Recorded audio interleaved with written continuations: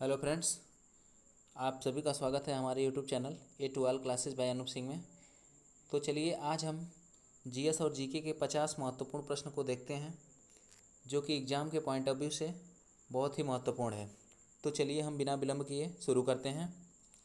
First question है, भारत का प्रथम गवर्नर जनरल कौन था? तो भारत का प्रथम governor general lord William Bentinck था। लॉर्ड विलियम बेंटिक था। विकल्प B is the right answer, B. Next चलिए, कागज़ का आविष्कार किस देश में हुआ था? तो कागज़ का आविष्कार सबसे पहले चीन में हुआ था। सबसे पहले चीन में हुआ था कागज़ का आविष्कार। नेक्स्ट, गौतम बुद्ध के बचपन का नाम क्या था? तो गौतम बुद्ध के बचपन का नाम सिद्धार्थ था। बचपन का नाम सिद्धार्थ था। विकल्प B is the right answer.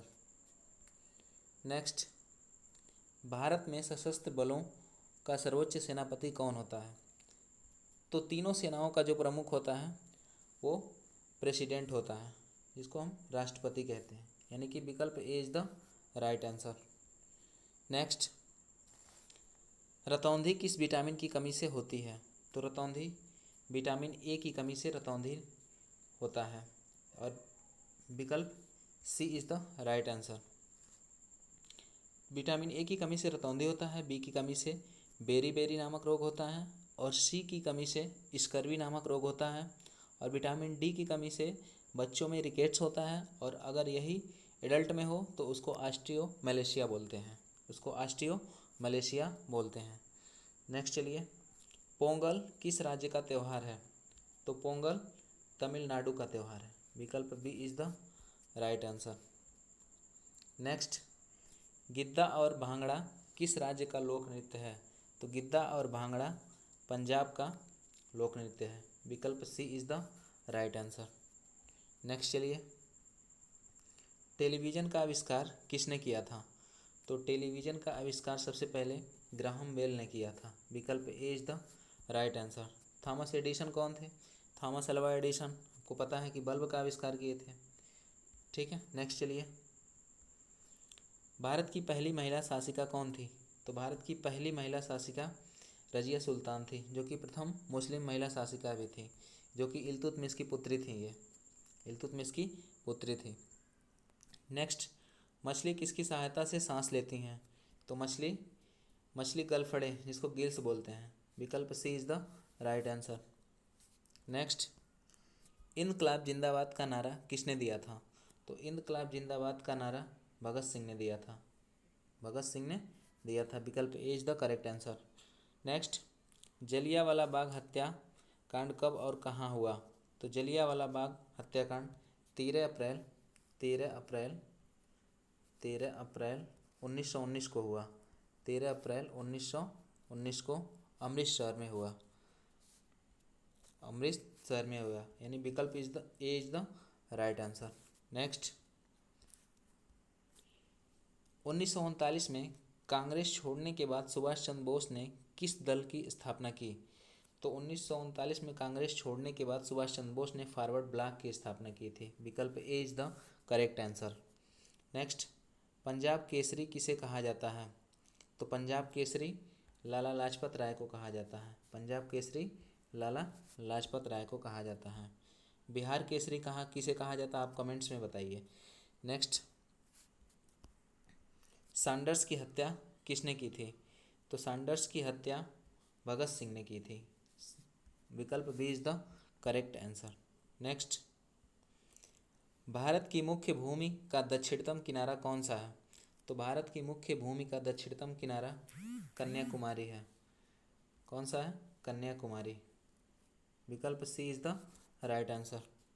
Next, Bharat में सबसे पहले सूर्य किस देश में निकलता है? तो भारत में सबसे पहले सूर्य अरुणाचल प्रदेश में निकलता है। विकल्प B is the correct answer. Next, और सबसे बाद में बात करें तो सबसे बाद में गुजरात में दिखाई देता है। सबसे बाद में गुजरात में। नेक्स्ट, इंसुलिन का प्रयोग किस बीमारी के उपचार में होता है? तो इंसुलिन का प्रयोग डायबिटीज़, जिसको हम मधुमेह भी बोलते हैं। विकल्प B is the correct answer. Next, Bihu किस राज्य का प्रसिद्ध त्यौहार है? तो बिहू असम राज्य का प्रसिद्ध त्यौहार है बिहू। विकल्प B is the correct answer. Next, कौन सा विटामिन आंवले में प्रचुर मात्रा में मिलती है या मिलता है? तो vitamin C. Vitamin C, vitamin C. विकल्प C is the correct answer. Next, Bharat का राष्ट्रीय पशु कौन सा है? भारत का राष्ट्रीय पशु कौन है? तो भारत का राष्ट्रीय पशु बाघ है। विकल्प B is the correct answer. Next, Bharat का राष्ट्रीय पक्षी कौन सा है? तो भारत का राष्ट्रीय पक्षी मोर है। ठीक है। नेक्स्ट, भारत का राष्ट्रीय जलीय जीव कौन सा है? तो भारत का राष्ट्रीय जलीय जीव डॉल्फिन है। विकल्प B is the correct answer. Next, Bharat का राष्ट्रीय फल कौन सा है? बिल्कुल आसान है, तो राष्ट्रीय फल आम है। विकल्प B is the correct answer. Next, Bharat का राष्ट्रीय फूल कौन सा है? तो भारत का राष्ट्रीय फूल कौन सा है? तो कमल है। विकल्प A is the correct answer. Bharat का राष्ट्रीय पेड़ कौन सा है? तो भारत का राष्ट्रीय पेड़ बरगद है। विकल्प C is the correct answer. Next, Bharat का राष्ट्रीय खेल कौन सा है? तो भारत का राष्ट्रीय खेल हॉकी है। अब कितने प्लेयर्स होते हैं?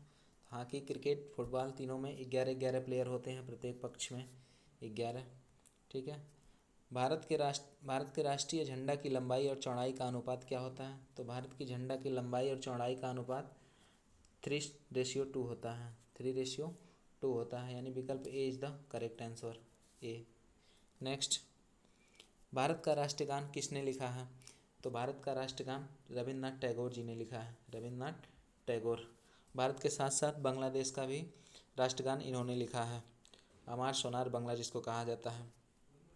नेक्स्ट, भारत का राष्ट्रीय गीत कौन सा है? तो भारत का राष्ट्रीय गीत वंदे मातरम है। विकल्प C is the correct answer.